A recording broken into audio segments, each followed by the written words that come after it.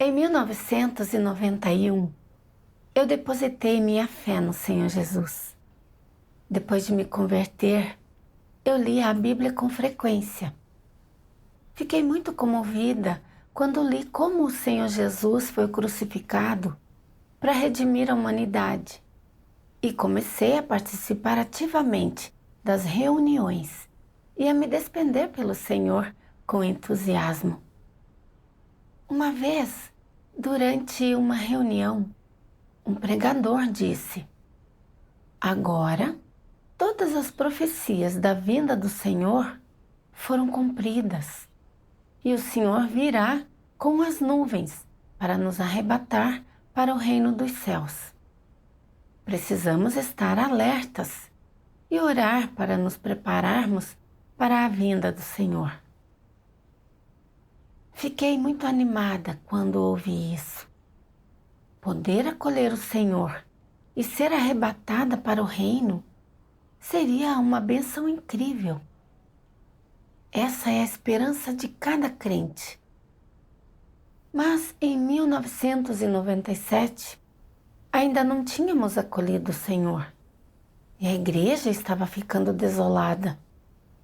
Os sermões dos pregadores estavam cheios de clichês, não forneciam luz nova. Os crentes não eram nutridos e sua fé enfraqueceu. Alguns pregadores até voltaram a fazer negócios no mundo secular. Fiquei muito transtornada quando vi tudo isso. Eu sabia que eu também pecava de dia e confessava à noite, que eu não era capaz de praticar as palavras do Senhor e não conseguia nem praticar a paciência e a tolerância com minha família.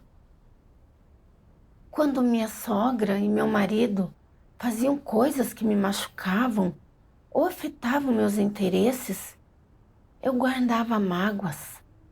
Fiquei muito preocupada. Eu estava presa num ciclo sem fim de pecar e confessar. O Senhor me arrebataria para o reino quando viesse? Mas um pregador disse: enquanto vivermos, todos nós pecaremos inevitavelmente. Mas o Senhor tomou sobre si nossos pecados quando foi crucificado. Contanto que confessemos e nos arrependamos diante do Senhor, nossos pecados serão perdoados. E quando o Senhor vier, seremos arrebatados.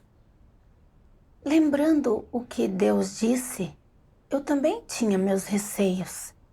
Sereis, pois, santos, porque eu sou santo. Deus é santo, e o reino dos céus é uma terra santa. Se não alcançássemos santidade, poderíamos mesmo entrar no reino? Eu estava muito confusa e preocupada, mas não conseguia encontrar uma senda para me livrar do pecado. Durante a reunião de Natal daquele ano, a irmã Sinlo me deu um livro. Fiquei curiosa e perguntei: de onde é este livro? Ela disse: essas são as palavras de Deus. O Senhor Jesus já retornou como Deus Todo-Poderoso. Essas palavras são a verdade expressadas pela encarnação atual de Deus. Fiquei chocada e animada perguntei: o Senhor retornou? Essas são as palavras de Deus? Mas então também fiquei um pouco confusa e disse: como isso seria possível? Quando o Senhor retornar, ele virá com as nuvens. Como ele poderia retornar encarnado? Sinlo respondeu: a vinda do Senhor não é um assunto qualquer. Não deveríamos delimitá-la. Se você tiver alguma confusão, podemos buscar com os irmãos da Igreja de Deus Todo-Poderoso. O Senhor Jesus disse: buscai e achareis, batei e abrir-se-vos-á. Alguns dias depois, eu me encontrei com as irmãs Vantin e Licie, da Igreja de Deus Todo-Poderoso, e mencionei minha confusão. Vocês dizem que o Senhor voltou encarnado, mas isso não pode ser. Nossos pregadores sempre nos dizem que Deus descerá com as nuvens, como profetiza Apocalipse. Eis que vem com as nuvens, e todo olho verá, até mesmo aqueles que o traspassaram, e todas as tribos da terra se lamentarão sobre ele. Como podem dizer que Deus encarnou de novo? A Bíblia confirma isso? Vantin respondeu: a Bíblia tem muitas profecias sobre como o Senhor retornará. Sua vinda com as nuvens é apenas um tipo. Existem também muitas profecias que afirmam que o Senhor encarnará e descerá em segredo. Por exemplo, porque assim como o relâmpago sai do Oriente e se mostra até o Ocidente, assim será também a vinda do Filho do Homem. Pois assim como o relâmpago, fuzilando de uma extremidade do céu, ilumina até a outra extremidade, assim será também o Filho do Homem no seu dia. Mas primeiro é necessário que ele padeça muitas coisas e que seja rejeitado por esta geração. Essas duas passagens bíblicas mencionam a vinda do Filho do Homem. Então, quem é esse Filho do Homem? Todos sabemos que o Senhor Jesus é o Filho do Homem e a encarnação de Deus. Então, o Filho do Homem se refere à encarnação de Deus. A vinda do Filho do Homem se refere à encarnação do Senhor quando ele retornar. Além disso, se o Senhor viesse com as nuvens em seu corpo espiritual, todos se curvariam diante dele quando vissem isso. Será que então Deus sofreria e seria rejeitado por esta geração? Somente quando o Senhor encarnar como o Filho do Homem é que as pessoas não o reconhecerão como Deus encarnado. Elas o condenarão e rejeitarão, e só então Deus sofrerá. Assim, desta vez, Deus não veio com as nuvens para fazer sua obra. Em vez disso, ele optou por encarnar como Filho do Homem. Fiquei chocada com o que Vantin disse. O que ela tinha comunicado concordava com a Bíblia. A Bíblia profetiza que o Senhor virá como o Filho do Homem nos últimos dias. Como eu não tinha visto isso antes? Mas se Deus encarna nos últimos dias para aparecer e operar, como então a profecia em Apocalipse 1:7, eis que vem com as nuvens e todo olho verá, se cumprirá? Expressei minha confusão a Vantin. Ela continuou sua comunhão dizendo: todas essas profecias certamente se cumprirão, mas elas seguem uma ordem. Nos últimos dias, o Senhor virá de duas maneiras. Primeiro, ele encarna e desce em segredo para expressar suas palavras e fazer a obra de julgamento para purificar e salvar a humanidade e formar um grupo de vencedores. Depois disso, os desastres começarão e a obra secreta da encarnação de Deus será concluída.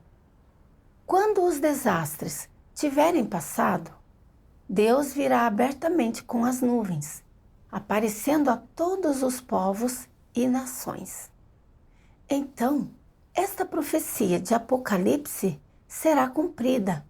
Eis que vem com as nuvens e todo olho o verá, até mesmo aqueles que o traspassaram, e todas as tribos da terra se lamentarão sobre ele. Por que todas as tribos da terra se lamentarão quando Deus vier com as nuvens? Porque quando Deus encarnou para fazer sua obra, elas não o reconheceram, resistiram a ele e o rejeitaram. Somente quando Deus vier com as nuvens, elas perceberão que aquele a quem elas resistiram e condenaram é Cristo dos últimos dias. Mas então, mesmo que quiserem aceitar a obra de Deus dos últimos dias, será tarde demais. Pois quando Deus vier com as nuvens, sua obra para salvar o homem já terá sido concluída. Ele decidirá o desfecho das pessoas e punirá os perversos e recompensará os bons.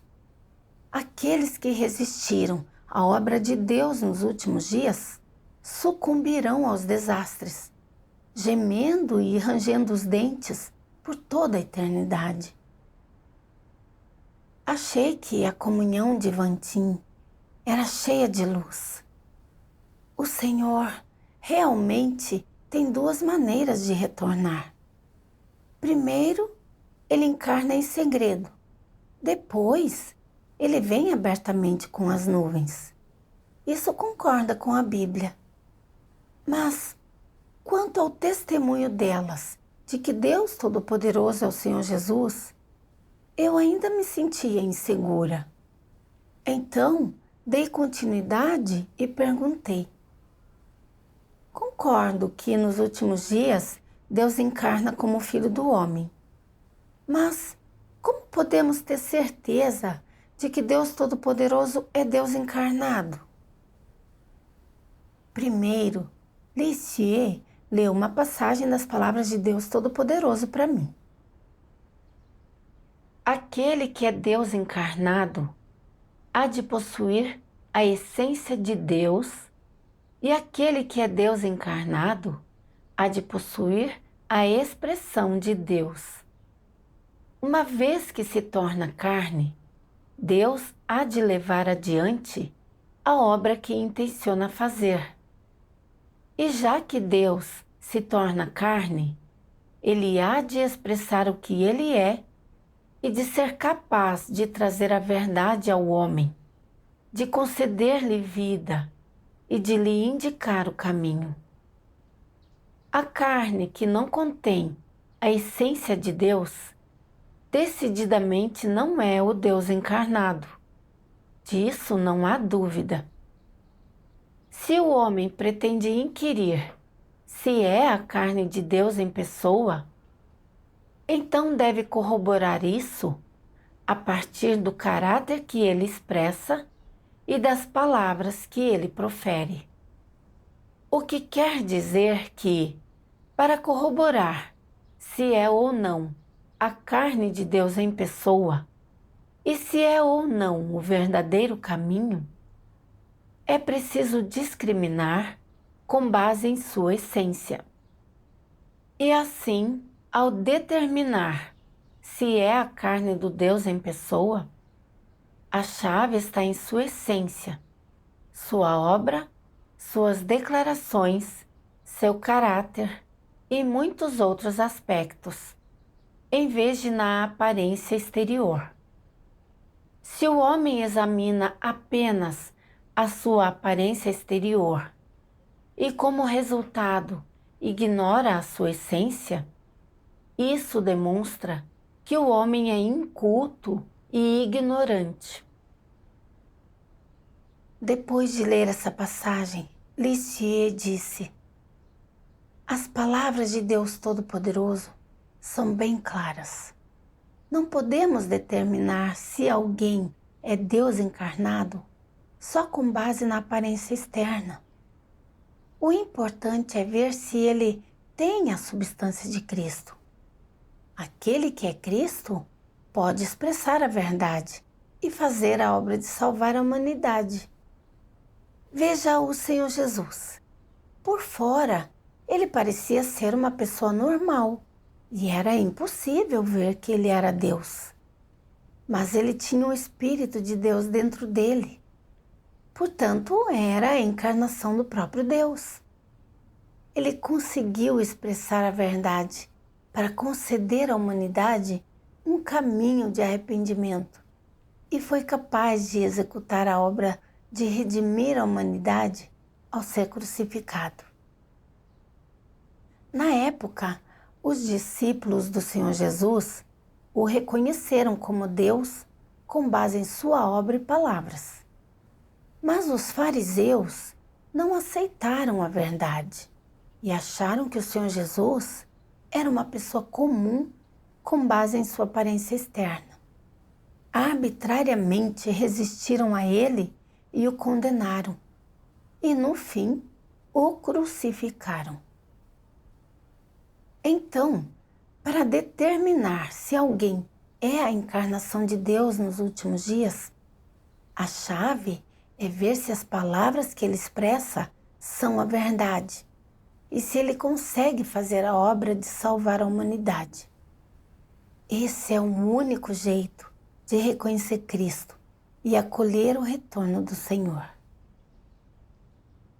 Depois de dizer isso, Fantin nos perguntou: por que os profetas Isaías, Ezequiel, Jeremias e Daniel não podem ser chamados de Cristos, mas Jesus pode ser chamado de Cristo? Essa pergunta me deixou perplexa. Eu não soube responder e rapidamente pedi que se comunicassem comigo. Fantin disse: estávamos falando sobre como Cristo é a encarnação do próprio Deus. Por fora, ele pode parecer uma pessoa normal, mas ele é a encarnação do Espírito de Deus e é essencialmente diferente dos seres criados. Ele não só tem humanidade normal, como também tem divindade completa. Isso se manifesta no fato de que a encarnação de Deus pode expressar a verdade e revelar mistérios a qualquer momento. E pode expressar o caráter de Deus. Tudo que ele tem e é, seus pensamentos e ideias, seu amor e sua onipotência e sabedoria. Permitindo que toda a humanidade entenda e reconheça a Deus. Isso é adequado para provar que Cristo tem divindade completa. Os profetas são apenas seres criados. Eles têm humanidade, mas carecem de divindade. Podem transmitir as palavras de Deus, mas não conseguem expressar a verdade. Assim, só a encarnação de Deus pode ser chamada de Cristo. É como diz Deus Todo-Poderoso. O Deus encarnado é chamado de Cristo, e Cristo é a carne vestida pelo Espírito de Deus. Essa carne é diferente de qualquer homem que é da carne. Essa diferença existe porque Cristo não é de carne e sangue, mas é a encarnação do Espírito. Ele tem tanto uma humanidade normal como uma divindade completa. Sua divindade não é possuída por nenhum homem. Sua humanidade normal sustenta todas as suas atividades normais na carne, enquanto sua divindade realiza a obra do próprio Deus. Por meio das palavras de Deus Todo-Poderoso e da comunhão das irmãs, eu aprendi que Cristo tem humanidade normal e divindade completa, e que só Cristo pode expressar a verdade que um mero profeta ou uma pessoa estimada não consegue expressar. Essas eram as verdades e mistérios que eu nunca tinha ouvido em meus muitos anos de fé. Será que Deus Todo-Poderoso poderia ser o Senhor retornado? Caso contrário, quem além de Deus poderia expressar tais verdades e revelar tais mistérios? Naquele momento, Eu ainda estava um pouco confusa. Elas tinham dito que, nos últimos dias, Deus faz a obra de julgamento para salvar plenamente a humanidade. Mas no passado, os pregadores tinham dito que o Senhor Jesus fez a obra de redenção e tomou sobre si nossos pecados, que havíamos sido perdoados e não pertencíamos mais ao pecado, e que seríamos arrebatados diretamente para o reino quando o Senhor viesse. Por que então Deus encarnado faria mais uma vez a obra de julgamento e purificação? Mencionei essa confusão às irmãs. Vantin respondeu: acreditamos que não somos do pecado, mas será que fomos libertos do pecado e alcançamos pureza? Podemos ter certeza de que não pecaremos de novo? A pergunta da irmã me deixou sem palavras. Fomos redimidos pelo Senhor Jesus, mas ainda pecamos durante o dia e confessamos à noite. Nós não nos libertamos dos grilhões do pecado. Vantin continuou dizendo: mesmo que o Senhor Jesus tenha sido crucificado para tomar sobre si nossos pecados e nos redimir, em nossa vida é inegável que ainda cometemos pecados. Nós não temos como não mentir e enganar. E depois de fazer alguns sacrifícios e nos despender por Deus, exibimos nossa senioridade. Quando a obra de Deus não se conforma às nossas noções, nós culpamos Deus e até o julgamos. Enquanto cremos em Deus, ainda adoramos e seguimos meros homens. Claramente ainda não nos libertamos dos grilhões do pecado. A Bíblia diz: sereis, pois, santos, porque eu sou santo. Em verdade vos digo que todo aquele que comete pecado é escravo do pecado. Ora, o escravo não fica para sempre na casa, o filho fica para sempre. As palavras de Deus são tão claras como a luz do dia. Aqueles que vivem em pecado ainda pecam com frequência e resistem a Deus. Eles são da laia de Satanás e não podem entrar no reino de Deus. Nos últimos dias, a fim de resolver a pecaminosidade da humanidade, salvá-la e libertá-la do pecado, Deus encarnou mais uma vez, expressando verdades e fazendo a obra de julgamento para purificar e salvar plenamente a humanidade.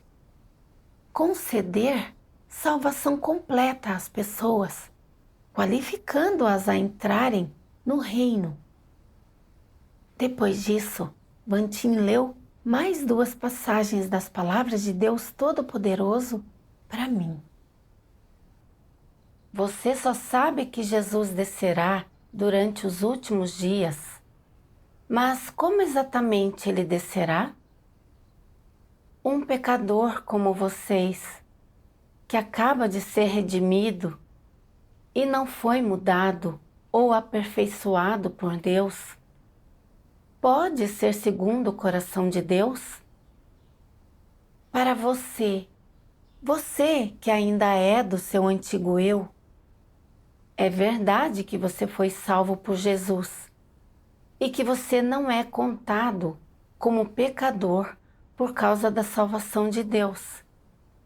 Mas isso não prova que você não é pecador e não é impuro. Como você pode ser santo se não foi mudado? Internamente, você é assolado por impurezas, é egoísta e ignóbil, mas ainda deseja descer com Jesus. Como você poderia ser tão sortudo? Você pulou uma etapa em sua crença em Deus. Você foi meramente redimido, mas você não foi mudado. Para você ser segundo o coração de Deus, Deus deve fazer pessoalmente a obra de mudar e limpar você. Se você é apenas redimido, será incapaz de alcançar a santidade. Dessa forma, você não será qualificado para compartilhar as boas bênçãos de Deus, pois você perdeu um passo na obra de Deus de gerenciar o homem, que é o importante passo de mudar e aperfeiçoar. Você, um pecador que acaba de ser redimido, é, portanto, incapaz de herdar diretamente a herança de Deus. Embora tenha feito muita obra entre os homens, Jesus apenas completou a redenção de toda a humanidade e tornou-se oferta pelo pecado do homem. Ele não livrou o homem de todo o seu caráter corrupto. Salvar o homem plenamente da influência de Satanás não exigiu apenas que Jesus se tornasse a oferta pelo pecado e carregasse os pecados do homem, mas também exigiu que Deus fizesse uma obra maior ainda para livrar o homem completamente de seu caráter satanicamente corrompido.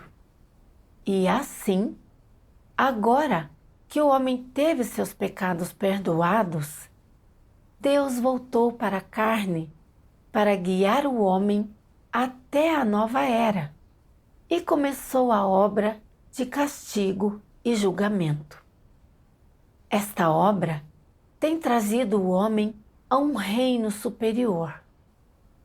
Todo aquele que se submete ao seu domínio há de desfrutar de uma verdade maior e de receber bênçãos maiores. Eles hão de viver verdadeiramente na luz e de ganhar a verdade, o caminho e a vida. Depois de ler as palavras de Deus, Vantin comunicou: o Senhor Jesus só fez a obra de redenção. Ele não realizou a obra de purificar e salvar plenamente a humanidade. Se quisermos nos libertar do pecado, alcançar salvação e entrar no reino de Deus, precisamos aceitar a obra de Deus de julgamento e purificação dos últimos dias. Deus Todo-Poderoso está fazendo a obra de julgamento nos últimos dias sobre o fundamento da obra de redenção do Senhor Jesus. Ele expressa milhões de palavras, revelando os mistérios do plano de gerenciamento de 6.000 anos de Deus, como também os mistérios das encarnações de Deus e a história por trás da Bíblia. Deus também expôs como Satanás corrompe a humanidade, como Deus realiza a obra de julgamento e purificação nos últimos dias, como Ele determina o desfecho e destino de cada tipo de pessoa, e etc. A palavra manifesta em carne é uma expressão de Deus durante sua obra nos últimos dias e um testemunho de sua obra de julgamento. Experimentando a obra de julgamento de Deus nos últimos dias e o pastoreio e a rega de Deus Todo-Poderoso, todos os escolhidos de Deus veem como a obra de Deus encarnado é realmente prática. Deus vive entre a humanidade e expressa verdades relacionadas às situações práticas das pessoas para apoiá-las e sustentá-las, expondo os erros em sua fé, seus pontos de vista errados sobre a busca e todos os tipos de caracteres satânicos, o que lhes permite entender e se transformar.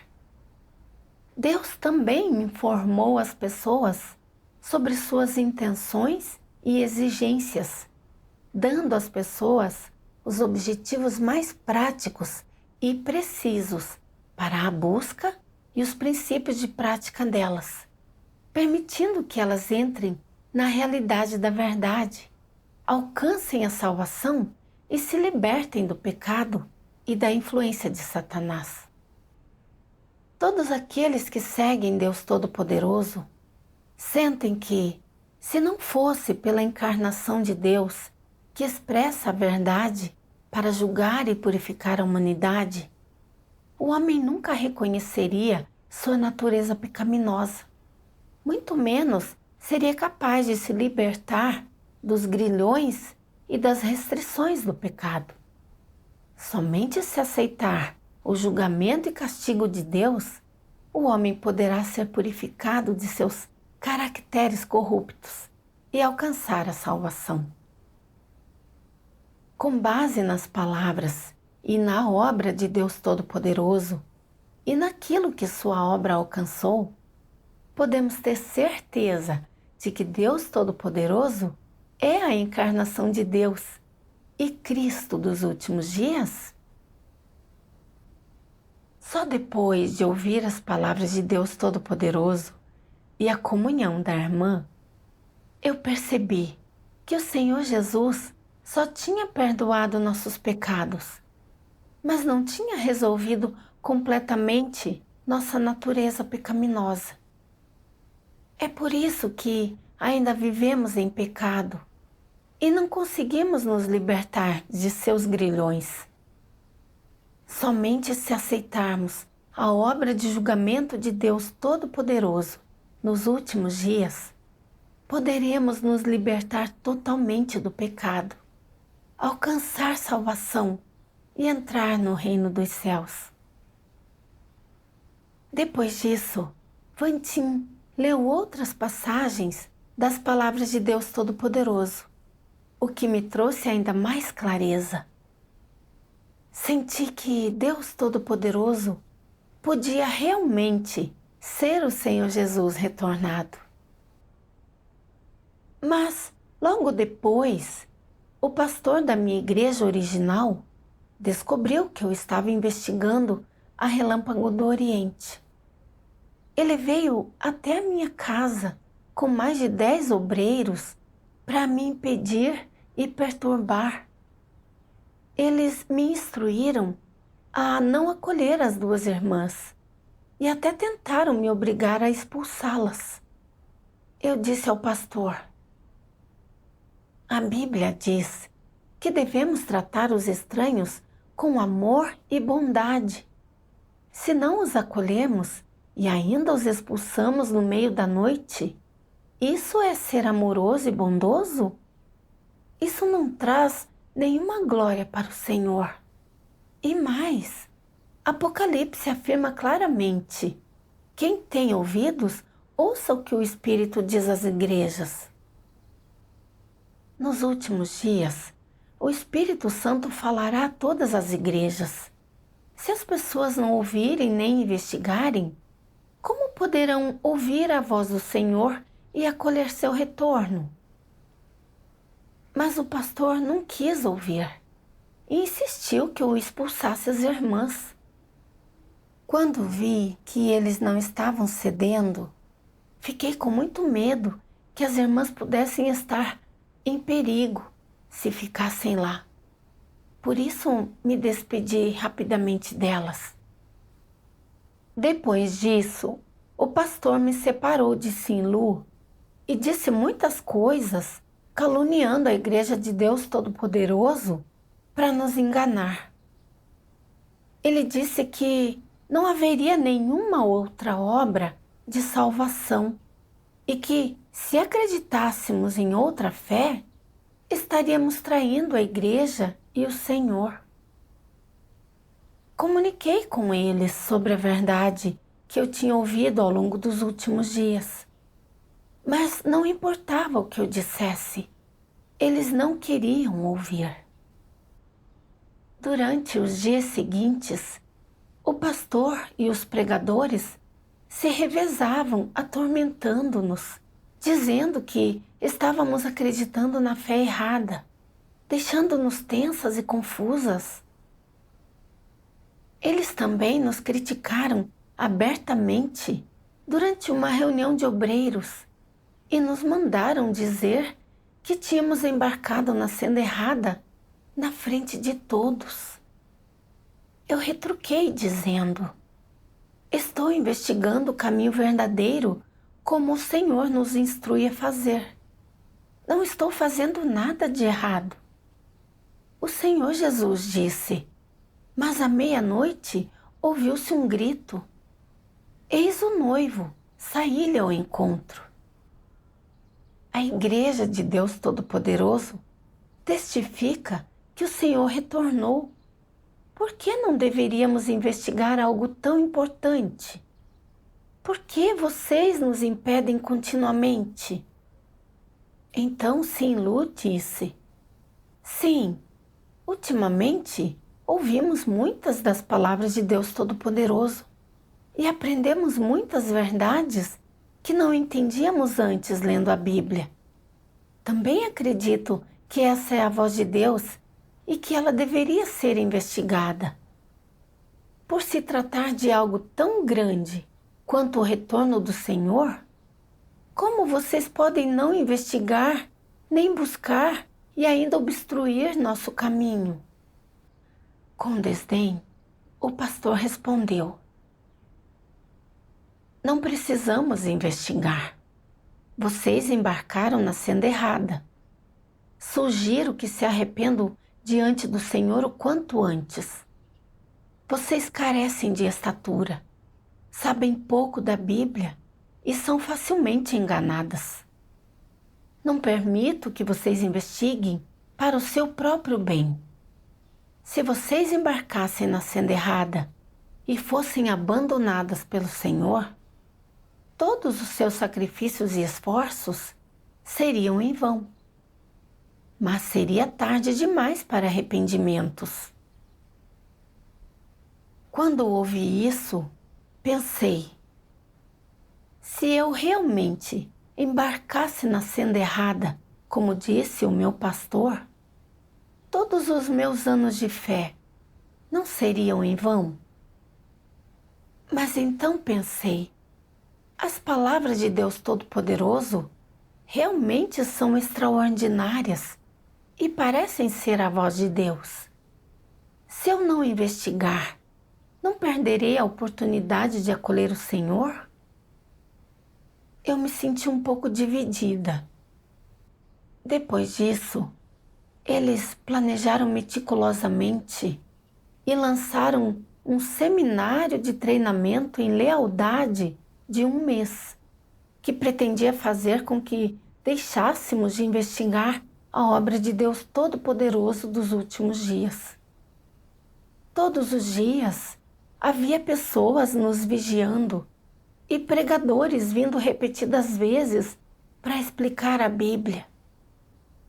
Eles nos diziam que, nos últimos dias, a desobediência tinha aumentado e muitos tinham perdido seu senso de amor e bondade. Quando disseram isso, de repente eu percebi: sim, embora tenhamos recebido a redenção do Senhor Jesus, todos ainda vivem em pecado e estão presos no ciclo de pecar e confessar. Ninguém consegue se libertar dos grilhões e das restrições do pecado. Até entre o pastor e os presbíteros existe uma briga interna constante. O comportamento de alguns dos nossos obreiros é ainda pior do que o de muitos incrédulos.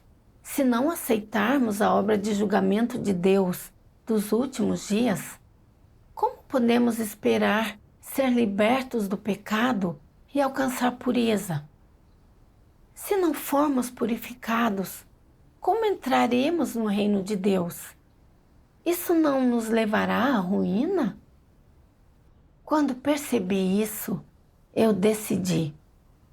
Eu não podia perder a oportunidade de acolher o Senhor e devia continuar investigando.